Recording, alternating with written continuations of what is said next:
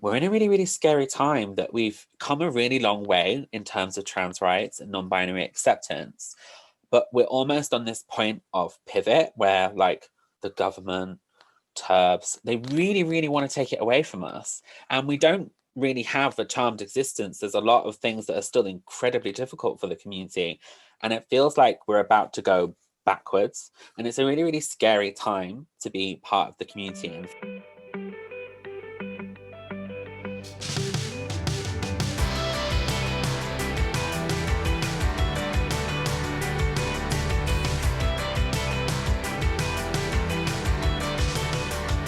Hi, my queer family. I'm Javier Lopez. Hope you're all safe and sound. In this episode, we will be talking to Ben Pechey. Ben is a non-binary writer, content creator, and LGBTQ+ activist. They aim to uplift and educate through media. They run their own website, are the host of the Happy Place podcast, and deliver education and laughter daily via their legendary Instagram stories. Hope you enjoyed this episode as much as I enjoyed recording it. So my name is Ben Pechey. I'm a writer, content creator, non-binary, LGBTQ+ activist, and I make inspiring content. I make incredible videos that bring people. I also write. I've written for various different people. I'm one of these people. I'm just very, very busy. So like when people ask me what I'm doing, I'm like, I don't know. I've got lots and lots of emails I need to answer. And also I'm trying to finish something off. But, you know, I'm doing lots of different things. I think 2020 has taught us that we have the power to bring people education. You just have to find a way to do that. And I'm doing that in lots of different things. Yeah, that's me in a quite garbled, non-specific way. There you are. Okay, thank you. So what is your current project, or what's your main project that you're working on right now? Because you have a lot of things in your hand at the moment, but what's your main thing at the moment? So the main things that I am focusing on right now, I feel like if anyone is working in social media, you'll be aware of like there's a lot of content pivoting creators are having to do to try and bring education to audiences. So that takes up a lot of my time, you know, bringing daily stories, trying to bring like I've just started doing reels. I don't know if anyone's using reels on Instagram. I don't know how those things work. They're very, very confusing. So to bring my first reel to the world, I had to put it through TikTok and then bring it. And it's just like very, very confusing. And I'm only 26, but like these things make me feel quite old because I don't understand them. And then the other part of what I'm doing, I have my own podcast called The Happy Place, which is the mental health and wellness podcast, but it sits in the world of, it's hosted just by me. We don't have guests. So it's very a singular experience. So me and the listener. So it requires a lot of writing. I've just finished, I've written up to 9 episodes. I've got the 10th one to do. We're like on 12,000 words. So it's almost like a bit of a book that I'm doing. Right. And then there are other projects and things coming. But we can't talk about them yet because they're signed and like I can't really speak. But there's some amazing things. I'm working with a platform to bring some amazing content in November. I can't wait to share it with the world. But we're not ready to talk about it just yet. I hate being one of those people that's like, something exciting. I can't say anything. But just, you know, follow me on Instagram, keep your eyes peeled. I will tell everyone when I can. It's very, very exciting. Wow, that's a lot of things you have on your plate at the moment and very exciting stuff. So hopefully we will see them soon online for everybody just to have a look. So thank you for sharing. So today the main topics are trans rights and non-binary. Why did you decide you wanted to talk about these topics? Why were they so important to you? I think what's really, really important is the listeners will probably be like, oh, people are always talking about trans rights. People are always talking about non-binary people. Yeah, that's the thing. But no one's talking to trans people. No one's talking to non-binary people. The problem with the media at the moment is there's so much rhetoric, there's so much hate for the community itself. And, you know, what's really, really difficult is when someone's talking about you is they don't listen to you. And our experiences are being overlooked, they're being ignored. And we're in a really, really scary time that we've come a really long way in terms of trans rights and non-binary acceptance. But we're almost on this point of pivot where like the government, TERBs, they really, really want to take it away from us. And we don't really have the charmed existence. There's a lot of things that are still incredibly difficult for the community. And it feels like we're about to go backwards. And it's a really, really scary time to be part of the community and feel like, you know, everything we struggled to get to this point, it probably means nothing. With like one foul signature of an MP, everything could change. And it's part of what I do online and what I do with my education is to just, you know, to try and bring awareness to these issues and to say, look, there's only so much the trans community can do ourselves. We need wider allies. We need, you know, cis people to step up for us, because no one's listening to us, but they will listen to cis people. And that's how we can bring about momentous change that, you know, not that's going to make everyone's lives really, really wonderful, but might make more people feel safe. And is that too much to ask for? I guess not. So you mentioned just now that it could feel like all of the work that the community has done in the past and recently could go to waste. So what has happened that makes you think that all of this is going to be for nothing, all the things are going to change? Yeah, so it all sort of pins on this GRA reform, so the Gender Recognition Act. And basically, I don't know if everyone recalls, but it was the summer of 2018, and the government put out this prospectus and said, look, everyone, we want your opinion, we want your feedback. And wonderful organizations like Stonewall sort of said to trans and non-binary people, we would love you to fill this out. We would love to get loads of advice from you so that when the answers go back to the government, we can make actual change.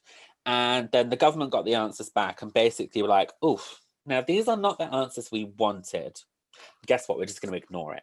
And then they blamed basically activism, and they said that it was targeted towards trans and non-binary people and that we biased the results, which is really ironic because it was for us in the first place. I don't know how they got to that point. And now it's toing and froing in government. They're saying one thing, they're thinking one thing, they're not really doing anything. And what is really, really sad that a small group of people, and we call them TERFs, they're trans radical feminists, they seem to think that trans rights are an erasure of cis women's rights, which is completely false. But there we are. We live in a world where myths turned into truths overnight. And what's really, really scary is no one wants to listen to trans people. You know, this is not about, it's not about what's happening. It's about, we want to be safe, we want to be able to say this is who I am and it not be so difficult. And the government just doesn't seem to care.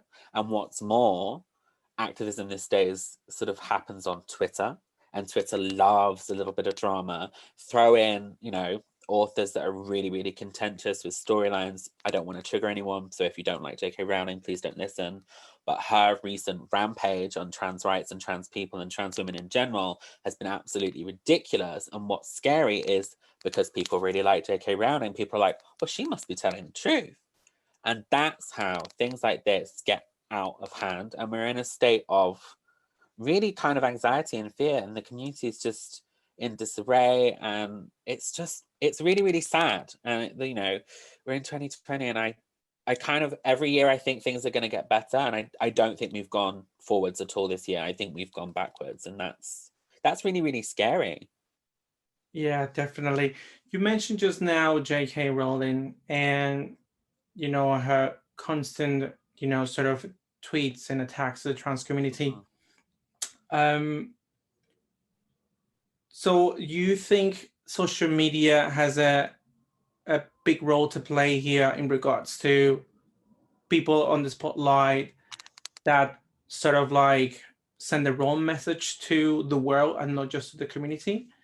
Yeah, absolutely. Social media is an absolutely wonderful tool, but with all the benefits come the downsides, and it can be in the wrong hands with a powerful following and a large amount of money.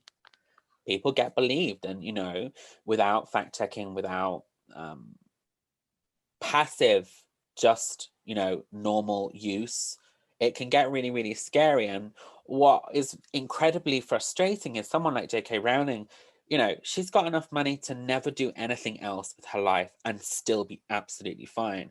And this is why it's such a problem. She's taking her massive Twitter platform, and this is a massive choice for her to, you know, it's totally understandable for someone to think like she does, because people do. I'm never surprised by people's viewpoints. But what is taking the dangerous step is sharing that with the world. And, you know, everything's fine when you're asking people to vote and go to a general election. Everything's fine when you're, you know, like promoting climate change. But when someone with that much of a following, with respect in her industry and the world in general, suddenly starts erasing trans rights, well, that's really, really scary, because that's threatening other people's lives. And that's just not acceptable. And it happens every day. It's not just people like her. Lots of other people are doing it, whether they realize it or not. And it's scary. So you talked right now about following on social media. You obviously have your followers, and you have a ton of things going on at the moment. But more specifically, to the point that we're talking right now about non-binary and trans rights, what have you done recently to support the community and your followers with this social media tool that you have at your disposal? I think one of the most recent things that I shared that is like a tool for reflection is like, I speak a lot about the fact that, you know, we're human, no one's perfect. And, you know, even in the community, our thought leaders are in a position to make mistakes, and it happens. It's really important, but, you know, no one's talking about it. And it's a term that I coined, it's toxic activism. And it's this idea that creators and activists are, you know, being these amazing, perfect role models, but are actually taking up space that isn't helping the community. And I shared a resource that has done astronomically well. Has been, you know, it's a week and a half since I shared it, and it's still being shared on stories and being talked about, and I'm having conversations, DMs, emails. And it's this, you know, it's just the idea that we are all accountable for our actions. And it's this idea we don't need to call people out and cause massive Twitter dramas. We don't need to gatekeep and assume that only a few people know everything about the community. And it's just this idea that as a non-binary role model, because I have a lot of younger followers, I want to share the fact that no one person has all the answers. Because when we think that just a few people represent that community, that's when it gets dangerous, because we're talking about stereotypes. Because suddenly we've only ever seen one trans person, for example, and if another trans person starts talking and they don't look like that person, suddenly they're not valid anymore. And that's really dangerous behavior. Whereas if we listen to a range of diverse voices, then everyone's heard and everyone feels represented. And that's really, really important. So I feel it as my role as an activist, as a role model, to say we can do better as a community. And what's more, I'm going to ask you to do it in a really non-confrontational way. I'm not calling anyone out. I'm not saying no, anyone is better than anyone else. I'm just saying be accountable, do better. And I think that sort of really resonated with people. And that's just like a small example of what I've done with my platform to say, let's make the world a better place. That's great, thank you. So you mentioned earlier you have your podcast, but it's like a sort of session with no guests. So Yeah. could you talk a little bit more about that, and sort of like these topics that you do and the format of it, please? Yeah. So the happy place is sort of like a wellness check-in, but it's anti-wellness. You know, we have wellness on the internet that's like, you must get better. These are the things you can do and you will be cured. Look, mental health follows us wherever we go. No resource, no tool, no medication, no therapy is going to completely cure you. And it's really important to think of it in terms of, I don't need to be cured. I just need to learn how to cope right now. And that's what my podcast is. It's advice from an imperfect host. All of the episodes come from, you know, my own trauma, my own struggling, my own battle with anxiety and depression. And it's, I can't help myself, but I can help other people. And that's a really important tool. Knowing, you know, just hearing from someone else that they went through something similar to you can make you feel incredibly valid. And what's horrible about mental health is how isolating it is. We all know that it feels like, I talk about it in terms of, you know, if you're in a house with other people and you wake up at 3:30, you're the only one awake. You feel so isolated. Everyone's asleep. It's like, why can't I be asleep? Why can't I be like other people? And it's like, how do you cope with that feeling? But when we talk about mental health in, you know, everyday terms, it takes away that isolating factor. So what the podcast episodes do, there's the first season and the second season, and they just sit you down and say, right, this is how you might feel. this is what I've done to get through that to the other side, to just function as a human being. I'm not better than I was, I'm not worse than I was, but I'm here and I'm telling you this. And so the episodes just break it down really simply. They also give advice like, you know, box breathing, how to beat anxiety, have you drunk enough today, little things like that. And they're under 10 minutes. You can just take a 10-minute break from your day, put me on, and just take a break and a realization that you're not doing this on your own and that you're not broken and that nothing needs to be fixed. And there was quite a long break between the first series and the second series because I wasn't well. You know, I was really struggling with mental health. And it got to the point one day when I was like, I'm not going to get better if I don't write down how I'm feeling. And suddenly those thoughts and feelings became the bare bones of the second season. And in essence, I help myself by helping other people. So it's like a very circular thing. And I pour my heart into it. And I've never done anything that I'm as proud of. And I get really lovely feedback.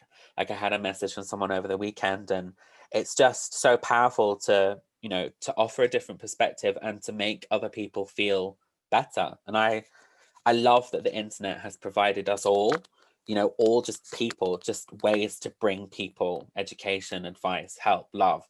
And it's just, you know, that's one of the wonderful bits of the internet and being alive in 2020.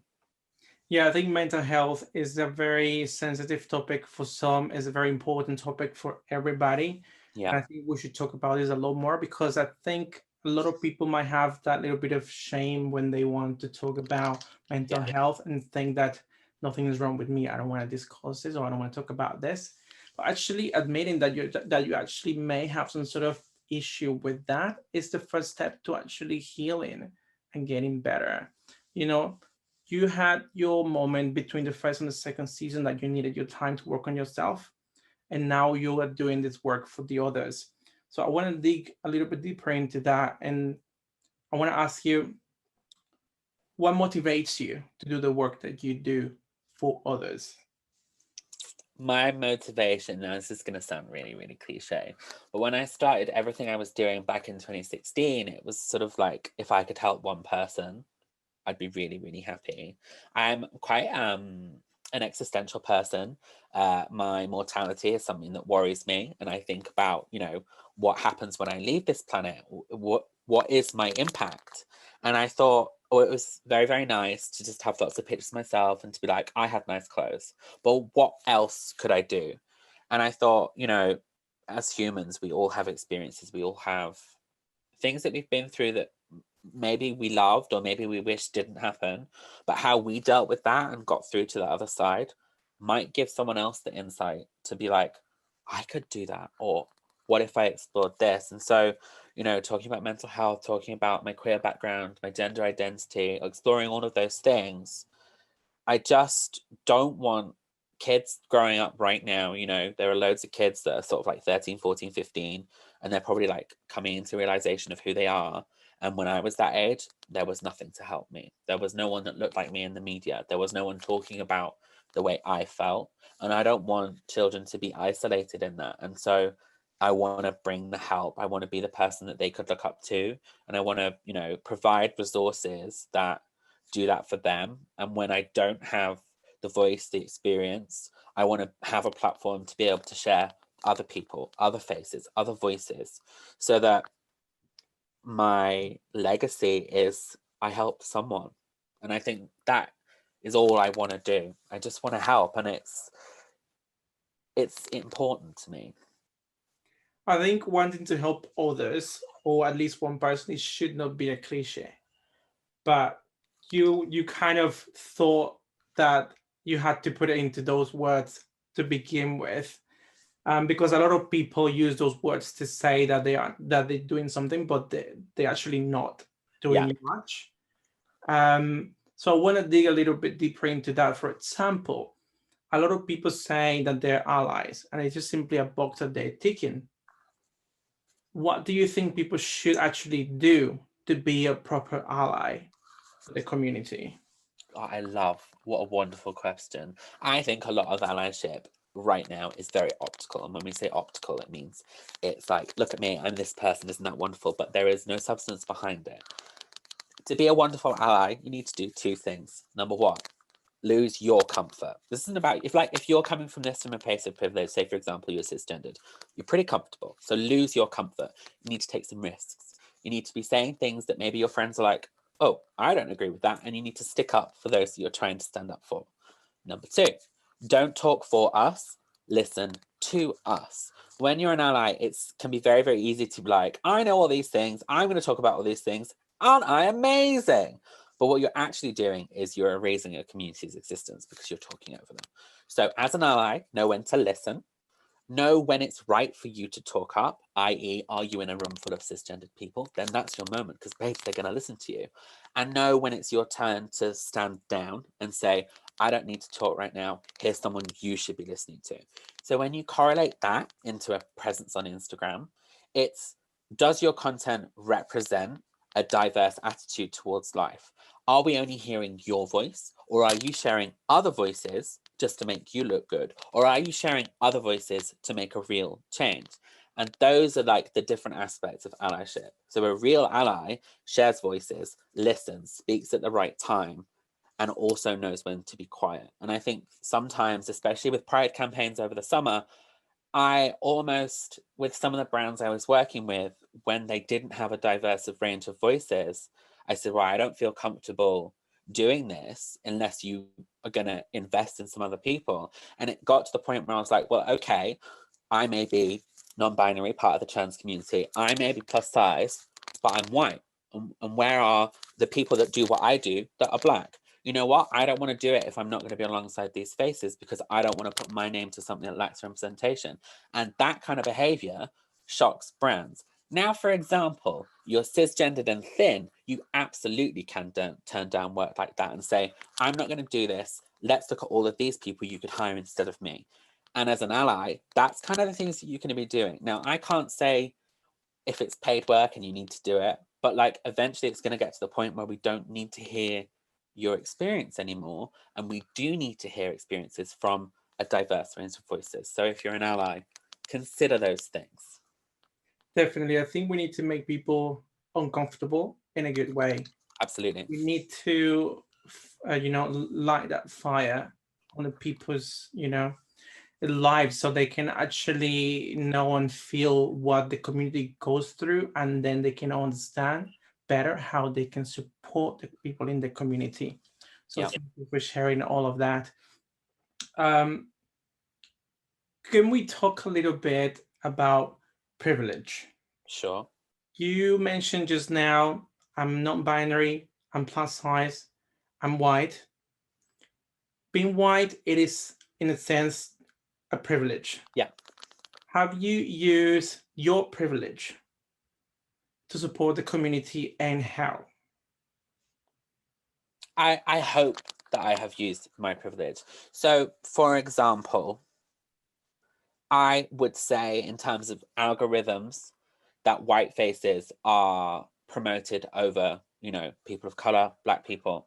And that's just a fact. That's how social media has worked. So it's really important to know that there are lots more people that look like you talking about similar things. So I try really hard not to talk about things I have no experience of.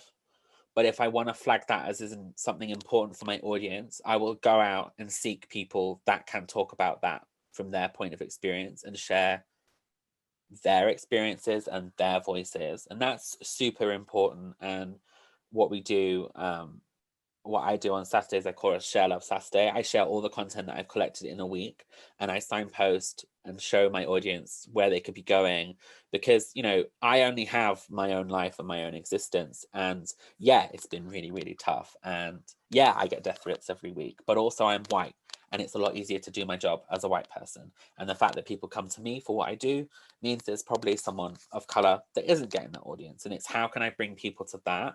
Because until, as a community, especially in the queer community, until we are united, no one's going to take us seriously, right? When there's difference and people are saying that they're being overlooked and they're not getting the representation they deserve, that's considered infighting by society. So they're not going to take us seriously. Why we should be diverse is, yes, we need representation for everyone. Yes, everyone should feel included. But then we pose a united front, and we cannot be ignored. So it's really, really important, especially within the community, to be aware of your privilege, to be aware of what you could do better. And I think what you said earlier is really, really important. Yeah, people need to be uncomfortable, because comfort is lovely, but nothing ever changes when we're comfortable. If we are uncomfortable, change happens, and change can feel drastic, it can feel scary, but we change for the better, and that's why we need to do what we do. I hope that answered your question. Yeah, definitely. I wanted to ask you directly based on your own experience, because I wanted to be more subjective on that question and that answer at the same time. So thank you for that. You mentioned during this answer that people need to be aware of that privilege, and that's a lot of the times the problem. People are not aware that they have privilege, hence they don't think they're doing something wrong. So educating themselves, or at least willing to listen to others about the stories when they open up and they share the stories about what they're going through, so you can understand a little bit more. So thank you for sharing that. So going back to the non-binary side of the conversation today, could you share with us your story, your journey? How did everything started, and how you got to be this amazing, colorful, and happy person that's always willing to help others? It's one of those really weird things. I think from the age of 4, I was very aware that I was different. My first day of school really, really sticks in my mind. I was later than everyone else because I wouldn't leave my mom. And so I went in after lunch, because that's how long they took to peel me off my mother. And so I went in after lunch. So obviously everyone was already there, but they were all so comfortable and happy to be there. And I just remember walking in, and everyone, like, when you walk into a room and then someone's having a conversation about you and they stop and stare at you. It was just like that. And I couldn't put my finger on my difference, but I knew I was different. Fast forward to 11, 12, 13. Kids are aware of sexuality and they're aware of difference. They smell it like dogs and meat. And so I had no idea what was going on with me, but I was being told by other kids that I was gay. And I was like, okay, well, that must have been a difference. That's fine. So I rolled with that for 5, 6, 7 years. And it got to my 20s. And I was like, it's not that. That is that, but also it's not that. Sexuality and gender is very, very different. We think they're the same, but they're not the same. But they also work together. So I was like, something else is going on, but I'm just not sure. And I went to uni at 21. And I saw some other queer people. And suddenly I was like, oh, that's how I've been feeling. That's how I would like to be. Let's just explore. And it took moving away from home, being on my own. I'm not saying I told a different story, but I began to phrase my own narrative how I wanted to phrase it. Because for the first time, no one knew who I was. No one knew my background. No one knew my struggle with bullies. No one knew my struggle with everything that had gone on with me. So I was like, I'm going to be this amazing, confident person. And they say you fake it until you make it. Well, I kind of forced myself to be the person I wanted to be. And suddenly, in a couple of years, I was experimenting with clothing, with makeup, with the idea of what my identity meant to myself. And I think I stumbled into non-binary, because non-binary is a really wonderful term, because it puts no definite answer on you. And I think that's why society is like really struggles with it, because we can't give you a solid answer, because there is no solid answer, because it's a very fluid, enjoyable, loose thing. And so I think I found who I wanted to be and made my life possible because of it. I think we don't often give ourselves permission to be who we want to be, because we have, there's so much pressure on us from society, from our parents, from our friends. And stepping out of all of that in a new situation is really, really wonderful. And I think universities are great for degrees. Education is amazing. But for that social situation, you can't really replicate it when you have such a new set of circumstances and you get to say, this is where I'm going. It doesn't matter where I've come from. This is who I am right now. And I'm very, very grateful to those queer people that I saw when I moved to London and when I started uni. Without them, I wouldn't be the person I am today. And I think it's really important. And that's why doing what we do is so important, because somebody might see us and be like, oh, that's who I am. That's who I want to be. And that starts that journey for us. So it's kind of why I pay it back, because I'm very grateful to those people that gave me permission. I'm giving everyone else permission to be who they want to be. It's quite an emotional story. I don't do tears, but that's quite moving for me. I mean, tears are good. If you wanna cry, I'm fine with it. Not when I'm wearing this much eyeliner. It wouldn't be cute. I always say that opening up yourself is the best way to opening that door for others to come in. Absolutely. And then share their own story. That's the best way of building community. That's the best way of breaking the ice. That's the best way of getting to know the other person next to you. But not everybody has that courage. Not everybody is okay with taking that first step, because it is the hardest thing. Just to have to open up and put everything that you are out there for others just to see, because you have that risk of people mistreating you or treating you badly because you simply are showing the world who you are or who you want to be. You mentioned a minute ago gender and sexuality. So for the ones listening, I know the definitions might get a little bit, a lot for people, but would you mind telling us a definition of non-binary for the ones listening? Okay, so I love this. I do this a lot. I get asked this question a lot. Well, we think of gender in terms of color. So we've got male, blue at this end of the spectrum, and we've got female at this end of the spectrum, pink. So for those at home, it's like, oh, non-binary must be purple. No, that's where you're really, really wrong. It's not a blend of gender. Non-binary exists in the spectrum of gender, but it moves up and down. So if we think of the color scale, non-binary is any of those colors in between pink and blue. It's a non-definite answer. There's no one right way to be non-binary, and that's why every single different non-binary person you meet has a different story, has a different experience with gender, because what we're saying is we are not one thing or the other. We are just who we are. And I think people find that sliding scale quite difficult to at first take in, but when you start thinking about it like that, it does make sense, because it's just anywhere on that scale who you want to be. And when we think of it in colors, it makes it a little bit more simple. So non-binary is anything on that scale, and I think that's quite a simple way to understand it. Thank you. I think you touched on something there and very important, that people might not understand all of these different colors, going by your example, that you could be in between this spectrum. Yeah. And they don't have to understand it. Absolutely. You just need to know that they exist and that they are valid. Just because somebody doesn't understand them doesn't mean that they're wrong or invalid, which is where all of the issues start, because society has told us that we have to be blue or pink.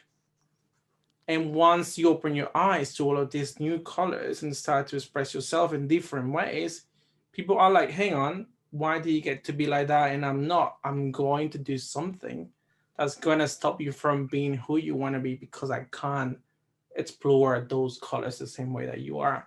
Yeah. So it's very scary for people, but it's also very scary for us within the queer community. Having to be ourselves is one of the hardest things that you're ever going to do. And I always say that to people, but it's totally worth it. But we have all of these, sort of like entities around us that are all the time waiting for us to fall so they can kick us even more when we're down. And it's just so hard, having to live this life with so many things, with so many people trying to go against us. So I wanted to ask you about your experience, because I wanted to get a little bit more personal in how things were for you in that journey and how you got to this point and the amazing work that you do for the community. So thank you for that. So now let's go back to the other side of the conversation, which is the trans rights. Things are better, but they're not moving fast enough. At the moment, we are in the middle of a pandemic that's slowing everything down even more for us and for many other communities, but we are part of the affected ones. Sure. things, for example, like the London Trans Parade. I don't know if you were there this year. I was there last year. I couldn't be there this year. It was a great experience because I got to share that with one of my partners. I'm polyamorous, so I got to share that with one of my partners and a friend and a ton of people that I never met before, but I was so happy to be there. So things are moving and things are getting better, but not fast enough. What do you think the government can do to help us? I know you mentioned earlier that they need to speak to queer people about issues for the queer people and not just cisgender. But can we dig a little bit more on that? Yeah, I think what, and it's not just the government, it's big institutions like the BBC as well. Like whenever the BBC tables a debate about trans rights, it's BBC policy that a cis woman has to be there, almost to say, well, this is going against what's normally done. And so the government and big institutions like the BBC, they kind of need to stop seeing trans people and queer people as reactionary and stop seeing us as opposed, and actually open channels of communication that allow change to happen. We are not asking for everyone to understand every minute detail of our lives. I mean, no one's got time for that. We're just asking to be accepted, and we are asking to be offered the space to live. What the government could do is sort of say, you know, these kind of existences are real. They're real because we've spoken to these people. They're real because people are living their lives right now. And we're not here to debate that. That's not part of this process. But what we are here to do is to try and improve human rights. And part of that is trans rights. I just don't think they take us seriously, you know, because they see us getting angry on ITV with Piers Morgan. They see us on Twitter getting really cross and going on a Twitter rant. They don't take us seriously, even though that's not all of us and that's not everyone. And I don't know how we can get them to take us seriously other than showing our true lives. And I think what happens now is there needs to be a shift. Whenever I get asked by brands to talk about things like this, it's always the negative, it's always the scary stuff. But that's going to happen anyway. What if we started talking about trans joy? What if we started talking about gender euphoria? Suddenly, it's not an existence to fight for, it's an existence to want. It makes it more real and it humanizes what the government and what cisgendered people that are opposing trans rights, they think of us as aliens. They think of us as not being real. But if they see that we're living, we are existing, we're thriving, you can't negate that because we're happy. We're living our best lives. And I want to see in the next couple of years that kind of shift. Let's celebrate who we are instead of defending it, because we're still going to have to defend it every day. Like, life is really, really hard. But if we just bring a bit more joy into what we do, it could make a really, really big difference. And it would make it easier for us to foster relationships with allies. I'm not saying we need to lie. I'm not saying we need to hide the truth, but we need to bring a level of humanity which has been erased by conflict and by being gaslit by media, social media, BBC, the government. And that's how change could happen. But it's a difficult process, for sure. Definitely, yes. I mean, great answer. Thank you. You said something really important, and we need to normalize our lives and our experiences. So when you touched on that, I was like, this is great, because people are still going to see us as aliens if they think that everything that's happening around us and with us, it's a problem. So until they see that we are here, we're not going anywhere, this is our life, we're just simply trying to live it, then things hopefully are going to change and shift for the better. Let's talk a little bit about finding the right type of support. Yeah. Things that you do with the podcast, things like we're doing today, is great for people to understand a little bit more about terminology, understand a little bit more about our experiences. maybe identify themselves with that experience, that listening, or that person that's talking on the screen right now, which you said earlier, you wish that you could have had that in the past. Sure. So obviously things are changing for the better, and we as queer people, as part of this community, are using these tools to show and to express and to share all this knowledge that we just gathered throughout all the years and our experiences. So where can people find support if at this point they feel trapped, confused? Yeah, there's a few places that I think are really important to talk about. In terms of gender identity, Mermaids, the charity, they offer really, really incredible tailored support, but it's a full family service. I think often we try and fix people's problems for them, and it's like, oh yeah, go to that charity, you'll be fixed, it's perfect. But I sometimes think we forget that people that are expressing how they're feeling, they might already be in a really difficult situation, and we don't talk about the charities that actually help right now. So a lot of trans youth and LGBTQ youth end up being homeless from one thing or another. Stonewall Housing is a really incredible charity that doesn't get talked about enough. And I think people think they're Stonewall. They're not. They're separate. They've been running longer than Stonewall. And I have worked on a little bits with Stonewall Housing, and coming into next year, a lot more. And they're a really incredible charity in for helping people realize what actually is homeless, what support that they can give the community, and realizing that sometimes we think our fate is done. We think this is the hand we've been dealt and that's what we have to do. And charities like Stonewall Housing say to people, no, your situation is in your control, and let's see how we can help to change it. And as someone that supports this charity and wants to help, I'm really, really surprised when I spoke with them about the different levels of homelessness. We don't often think that if you've got somewhere to go to bed at night, you're not homeless. But some of the people in our community are sofa surfing and they don't actually have a home.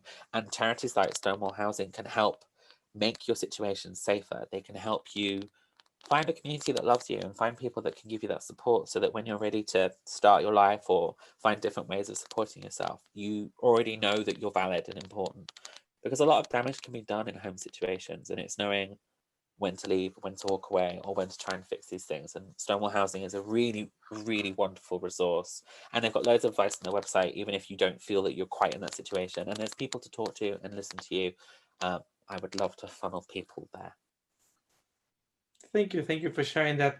I think it's important for people to reach out, to speak up, to reach out, to find that person that you trust and say, hey, I'm going through this and that. What do you think I should do? Absolutely. So as I mentioned earlier, opening up is hard. So that's the first step that people are going to do towards healing.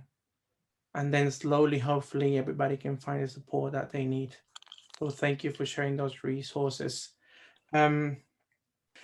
So if you had the power to change one thing right now, just one thing, so think about your answer, what would that be? Well, I actually know my answer already. We often think of these places that are perfect places for everyone to live, and we call those places Utopia. And I'm a realist, like utopias don't exist. But realistic 21st century utopia would be this. And if I could change one thing, it would be to allow this to happen. We live in a society where people are treated as equals. And as equals, we have the right to say, this is all my past, this is who I am, this is what I believe in. And another person says, wow, that's great. That's really different to how I feel. But you know what? It's your life. So you live yours and I'll live mine. And then they go about their separate lives. That would be what I would change. The way we handle other people's beliefs. It's not a personal thing. It's not on you. It's on that person. It's so important to them, but you don't need to take it on for yourself. And you just move on with your life. And if I could change that and allow everyone to exist and just exist and do their lives and not bother anyone else, wouldn't that be wonderful? Because so much of the problems in my life is conflict based. It's me trying to to do me, but other people are like, well, I don't want you to do that, or I don't like that. And, you know, that's what causes a lot of problems. That's what causes so much tension.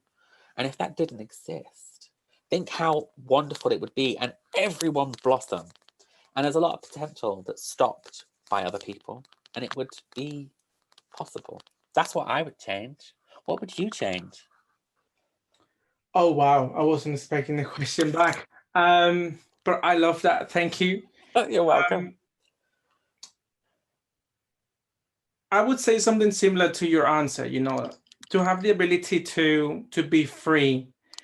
In my case, it has been a very long journey coming out as gay, then realizing that I was queer, and then trying to understand all of these definitions and what was going on in my head, then realizing that I was polyamorous. And I was like, oh my God, this is a lot.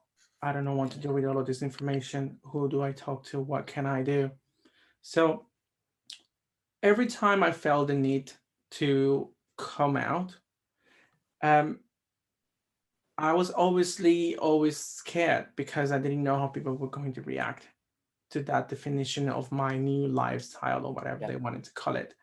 So I will take that away. I will take that fear and I will add that sort of like peacefulness between us and all the parties involved whenever you want to express yourself somehow. So it's very similar to your answer. Yes, I would take that away and I would add that. What do you think went wrong with humanity that we are so unhappy when we see all the people, you know, I'm generalizing, when we see all the people expressing themselves? It's human biology. You know, a lot of people are challenged by other people's happiness because it's different. It's different to their upbringing. It's different to what they've known from their point of view. And when the body encounters difference, it goes all primeval. And it's like this hormone response called fight or flight. And basically it's endorphins and adrenaline. And when our body encounters this difference, it's like, oh, do I run away from this or do I fight it? And a lot of the interactions we have as trans people online, we as queer people have in the street, is because of flight or fright. And it's a real base instinct that you think we would evolve not to need anymore because, you know, 300,000 years ago would have stopped a caveman dying, or a cave person rather. But now people are using it to go, well, I don't think you should be wearing that, or I don't think two men should hold hands, or I don't think trans people are real. And it's one of those things, it's a really simple human behavior that we haven't evolved not to rely on. And it's not to say that people in the queer community don't have that response. But what we have is the empathy of having that used on us. So we know how to rein it in. But a lot of people have never been challenged in their lives. They're just used to challenging. And that's what's gone wrong with people. And they don't understand the impact their behavior has on others. And that's what it is, in my opinion. I'm not a scientist, I don't know. I mean, if only it was so easy, you know, as you described it earlier, you know, I can live my life and I tell you this is what I'm doing right now. Then you tell me what you're doing with yours. And we just let, you know, the other person leave it. Yeah. If only it was that easy. But as you mentioned, biology is involved. We are animals. We are drawn to conflict. We need sort of like that other side that contradicts us to be able to become whole somehow, which is ironic and it's stupid and it's a waste of time. And I hate it, you know? But it's just the way we are, and it's going to take many years for that to change. So talking a little bit about conflict and talking about the death threats that you mentioned that you have had in the past. Yep. Would you mind sharing some of that experience and how has that been for you and how you navigated that? It's death threats are a very sad part of being alive in 2020, and I have had them on and off nearly weekly for the last 2 years. And it's always various different people. It's always a response to something I've done or something I've said, or, you know, if I've done some work with someone else. I find they rise when I go onto somebody else's platform because you're being exposed to a different audience. And the first time I experienced death threats was I did some work with my lovely friend Wednesday Holmes. They're an artist, trans non-binary, an icon. You should definitely follow them. And I took over their platform and I talked about being non-binary and dealing with fat phobia. And I got about 10 or 15 different people in my DMs, basically inciting violence towards me, asking me why I was still alive, and basically threatening my life. Someone went as far to share a map screenshot of where they knew I worked, and they were like, "We're going to come and get you." And I was like, "Oh my God, this is really, really scary." And Instagram did absolutely nothing.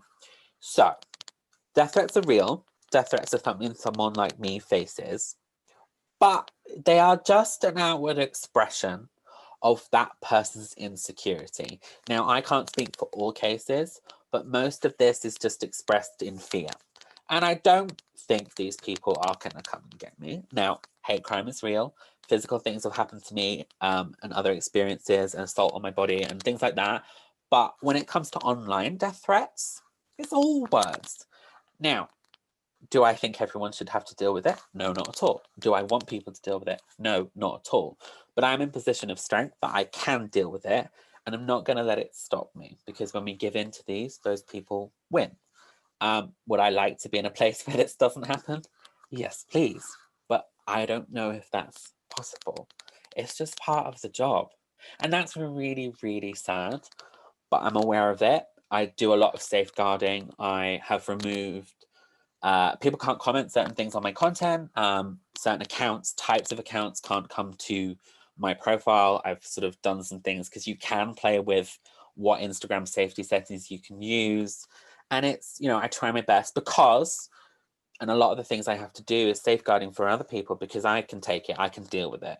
But I don't want younger people coming to my content to see comments like that and be like, "Oh, I'm scared." I don't want them to do that. So I'm almost happier when these things happen in my DMs, happen on my emails, because then only I have to deal with it and no one else gets upset. But it's crazy, but that's 2020 for you. Yeah, it is tough just to wanting to live our lives. You just mentioned now that you would remove the comment or the comment won't be live on your profile, and it's a good thing. Wouldn't you think that what I'm trying to say is the person coming into your social media account won't be exposed to this, and they might not think that it's something that it could happen to them. So have you thought about that sort of side? Because you are removing the comment because you don't want it to see that, but at the same time, they're not seeing the whole reality of what they can encounter if Yeah. they express themselves the way you are. Yeah, I see your point completely. And a couple of weeks ago, I stored up some of my online hate and I saved some of the nicer ones that were less scary, but showed the realistic attitudes towards trans people on social media. And I shared them and I said, you know, this is what we all face. Everyone will face some of this in the community. This is a chance for allies to stand up. And that did incredibly well. And it's some of the stuff we can't talk about right now. There's stuff coming up in the future that has springboarded off those screenshots that I shared from my Twitter account. And I just don't think, because my account is quite positive, because my account is quite real, I don't think people should have to see that every day. But when I choose for them to see it, they're going to see it in the right way. They're going to see it phrased from someone who is happy, healthy, and loves themselves. And they'll see the little damage it does. And that shows them that when it comes to them, it's not going to be personal. It's not about them as a person. It's just something to brush off.